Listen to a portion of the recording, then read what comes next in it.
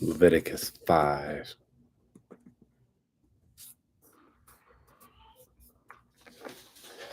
Now, if a person sins after he hears a public adjuration to testify when he is a witness, whether he has seen or otherwise known, if he does not tell it, then he will bear his guilt. If a person touches any unclean thing, whether a carcass or an unclean beast, or the carcass of unclean cattle, or carcass of unclean swarming things, though it is hidden from him, and he is unclean, then he will be guilty. Or if he touches human uncleanness of whatever sort his uncleanness may be with which he becomes unclean, and it is hidden from him, then he becomes to know it, he will be guilty. Or if a person swears thoughtlessly with his lips to do evil or to do good in whatever matter a man may speak thoughtlessly with an oath, and it is hidden from him, and then he comes to know it, he will be guilty of one of these.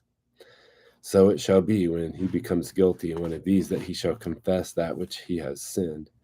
He shall also bring his guilt offering to the Lord for his sin which he has committed, a female from the flock, a lamb or a goat as a sin offering. So the priest shall make atonement on his behalf for his sin.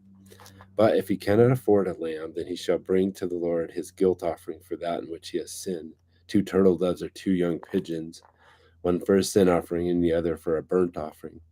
And he shall bring them to the priest, who shall offer first that which is for the sin offering, and shall nip it in its head at the front of its neck, but he shall not sever it. Then he shall sprinkle some of the blood of the sin offering on the side of the altar, while the rest of the blood shall be drained out of the base of the altar. It is a sin offering. The second he shall then prepare as a burnt offering according to the ordinance. So the priest shall make atonement on his behalf for his sin which he has committed, and it shall be forgiven him. But if his means are insufficient for 2 turtle doves or 2 young pigeons, then for his offering for that which he has sinned, he shall bring the 10th of an ephah of fine flour for a sin offering. He shall not put oil on it or place incense on it, for it is a sin offering.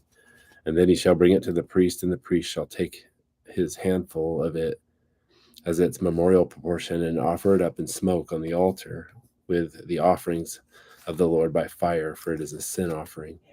So the priest shall make atonement for him concerning his sin which he has committed from one of these, and it shall be forgiven him. Then the rest shall become the priest's, like the grain offering. Then the Lord spoke to Moses, saying, if a person acts unfaithfully and sins unintentionally against the Lord's holy things, then he shall bring his guilt offering to the Lord, a ram without defect from the flock, according to your valuation in silver by shekels, in terms of the shekel of the sanctuary, for a guilt offering. And he shall make restitution for that which he has sinned against the holy thing, and shall add to it a 5th part of it, and give it to the priest. The priest shall then make atonement for him with the ram of the guilt offering, and it shall be forgiven him. Now, if a person sins and does any of the things which the Lord has commanded not to be done, though he is unaware, still he is guilty and shall bear his punishment. He is then to bring to the priest a ram without defect from the flock, according to your valuation, for a guilt offering. So the priest shall make atonement for him concerning his error in which he has sinned unintentionally and did not know it, and it shall be forgiven him. It is a guilt offering. He was certainly guilty before the Lord.